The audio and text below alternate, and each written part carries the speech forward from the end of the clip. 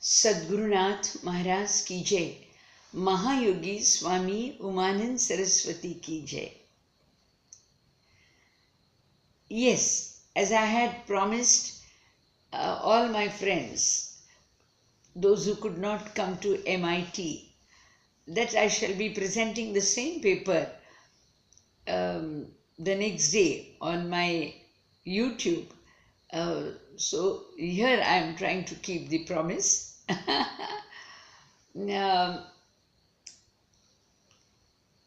Yes, we had decided to discuss the subject Kundalini. And to speak about Kundalini, I am going to use two questions. One is, what is Kundalini? And second, who is Kundalini? What is Kundalini has been very beautifully answered by the Western minds. And who is Kundalini is answered by the Eastern minds, especially saints whom I know, saints of Maharashtra. Sant Jnanadev. Now we will see the difference. Before I go into presenting the paper, I decided I will use 4 steps. First, I shall introduce what is Kundalini. Second, I shall tell you what the scriptures have said about it. Third, I shall say what my Guru has said about it. And fourth, what is it that I need to say about it. So, the first thing is, let's say, what the introduction about it. So, we will define Kundalini. First, I am going to answer the question, what is Kundalini? Kundalini is described as a divine energy, and this energy is said to be in every human being. This needs to be awakened, and when she makes her journey to the fullest potential, she brings out the best in every human being. The person is then able to know himself better, the world around him better, as well as have the concept of God known to him. So this is called as a realization, state of realization. And this is the job of Kundalini. Now, is it only there in our Indian philosophy? No. Now, it is there. The Latin scriptures have called it O Sacrum. Os Sacrum. Sacrum is holy. Os is bone. It is supposed to be lying in the bone, which is at the tail end of the spinal column, a little above the coccyx in the water region. In this lies the dormant energy. It is called holy because the energy in it is considered to be the holy energy. It is also described by the Egyptians, the Greeks. They have called it Ostian Hiran. Maybe some difference in the pronunciation, but that is what they are called. So it is called, and they did attribute to it supernatural powers. The Egyptians also have accepted its presence as a valuable bone, the last to be burnt, and it is again attributed by special powers. It is even traced in Christianity. It is referred to as the fire of flames above the apostles' heads. The apostles were the 12 great masters of Christ who promoted Christianity. Then we have, even in Quran, it is stated that angel Gabriel led Muhammad Prophet through 7 heavens, and in the 7th, in every heaven, one of the deities came forth and received Muhammad Prophet and led him on to the next heaven. And in the 7th heaven, Prophet is said to have seen a tree, at the peak of the tree, there was light, and it is so said that a prophet merged into it. Then it is so said that even Christ has guided Moses that he should carry his staff with an entwined snake coiled, made of bronze. Now, Nyandev also has described her as a coiled snake, which is a 3.5 coils. She looks like a snake, a coiled snake lying in the Muladhara chakra. Now you have the philosopher Machiavelli has described her as that he ascends towards the heaven, climbing upon the spinal column of his mother. Now, obviously, this mother has to be none other than Kundalini. Then you have Plato also describing it as a divine seed which tends to travel down the body through 2 channels which intertwine at the throat and the heart chakra. Then you have the theory of illumination by Augustine, and he talks about another grace which tends to touch the mind so that mind can participate in truth. So this is what the Western minds have talked about. The Eastern minds have described her as, who is she? Now, sage Vasishtha, who was the master of Sri Ram, it is said that he said, when Kundalini thinks, my brain is born. when she thinks, my heart is born. When she decides, my brain is born. When she feels, my ego is born. So he's given, they have answered the question of Kundalini as, who is she? Nyandev calls her Mother Jagdamba, the mother of the universe. And in Amritanubhav, Nyandev has given us her position as Shakti, the goddess. She with Shiva together have given us bliss. We will come to it when we discuss energy. Then we have even Adi Shankaracharya, who has talked about her as the divine nectar. How many of us have tasted nectar? But Shankaracharya says, yes, Kundalini is like nectar flowing through the Sahasrara, that is 1,000-petaled lotus in the head, and through the 72,000 channels or nadis in the body. So all the religions have seen, it is like it goes like the story where the 4 blind people are trying to feel the elephant and trying to describe, some describe the tail, some describe the legs, something like that. And here it is not that we are blind, we are with eyesight, but the Kundalini is hidden. So some of us are seeing some aspects of it. The whole thing has yet to be discovered. Now, she is described as energy. So first I would like to define what is energy. Energy is an ability which can move a matter or mindset, both matter and mindset.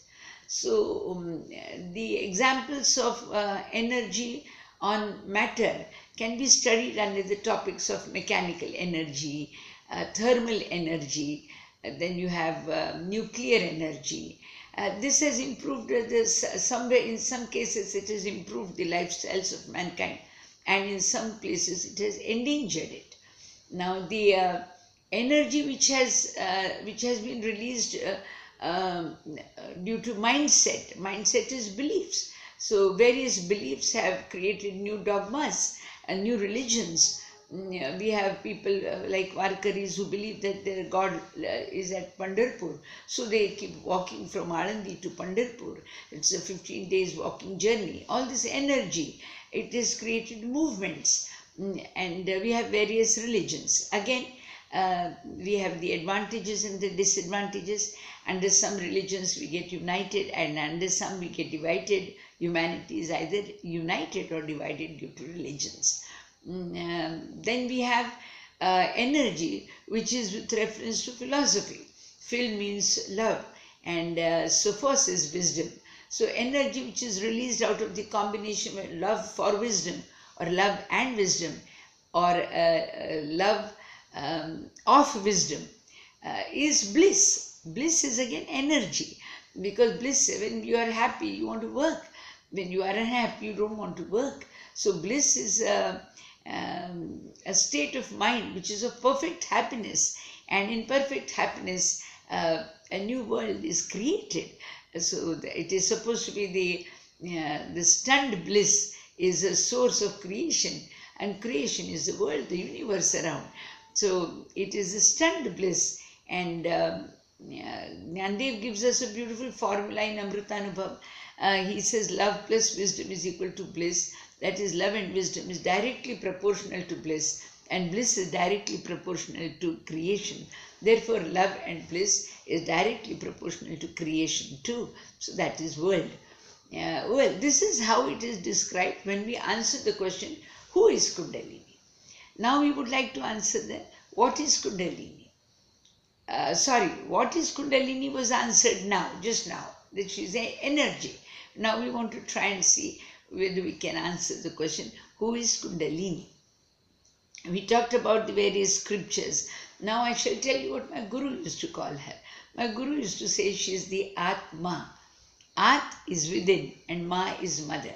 So she is the mother within, was said by my Guru. She never discussed it as energy to any one of us. She just initiated us onto the path of Kundalini, and she awakened the Kundalini through 4 types of Diksha. That is Drika Diksha, that is just by the vision looking at us. Then the Sankalpa Diksha, she predicted a future, and she saw that we were able to attain that future activity which was given to us. And then you have Mantra Diksha. She gave us some mantra to be chanted, and mantras activate the spirit. Our words, our speech activates the universe which is manifested, and mantra activates the unmanifested world. So she gave us mantra, and we have Diksha, Veda Diksha, Mantra Diksha, then Drika Diksha and Sankalpa Diksha. So all 4 she gave, and she saw that our journey started. Now it comes to my defining of it. How do I look upon Kundalini? Yes, for me, she is the golden voice of God. She is the voice of God. Yes. Can you imagine? She is described in Amritanu, they say Shiva Shakti. They are made of the same substance. Yes, God is wisdom, and Shiva and Shakti, that is goddess, is the voice of God. The voice of God. Now, it's a beautiful combination. Imagine the voice of wisdom. Yes, here lies the romanticism of philosophy. If we can speak so, sometimes we speak very well. There are great orators in the world. But you can imagine if wisdom had to speak, how it would be. Yes, Gnandev's Gnaneshwari is something like that. It is the wisdom which is recorded in the form of speech. And same goes with Bhagavad Gita, same goes with Bible, same goes with Quran. This is actually the speech of Lord, and that is the manifestation of Kundalini. Because spiritualism, spirituous means breath, breath. So what is, so when breath speaks, when breath speaks, it is the Kundalini which speaks. And that is why we say Veda are born out of the breath of Narayana. And Veda is knowledge. So knowledge is born out of the breath. And you will see that how does she speak to us?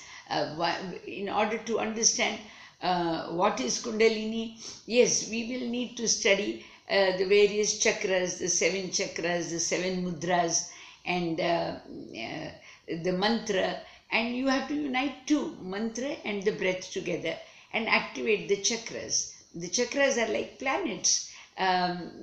This is a workshop which I take normally, and for that feel free, let me know, take your appointments and do the workshop with me, and you will get the answers of what is Kundalini. And if you want to know who she is, then you have got to try and do meditation to hear her, because she is the voice of God. And in order to hear her, you need to sit in silent meditation. Only when you are quiet, you can hear her. And she works as consciousness. She emerges in our consciousness, and all the time telling us what is right from wrong. And then she also comes as intuition. She prompts you. Then she comes to you as a if your motive behind any activity you do is very pure, then she comes to you as a support system in the world. She is able to inspire the others. She manifests without the use of the organs in us. She can see without the eyes. She can give and take without hands. Let's take an example of Mother Teresa. She never used her hands except holding close the people who were in need, and blessing them with kindness, with compassion. And the world was willing to serve her, give her whatever she needed. She can, Kundalini can walk without legs, reach out to the other end of the world. She can also stay within the body. And she's a divine energy. And for me to understand her, she is voice of God. I have lived by her promptings and by her intuition and by my consciousness and by maintaining a correct motive in life all the time behind my activity, so that she interacts with me more and more. And she brings out the best in us. Whether you are a writer, she'll see that your writings improve.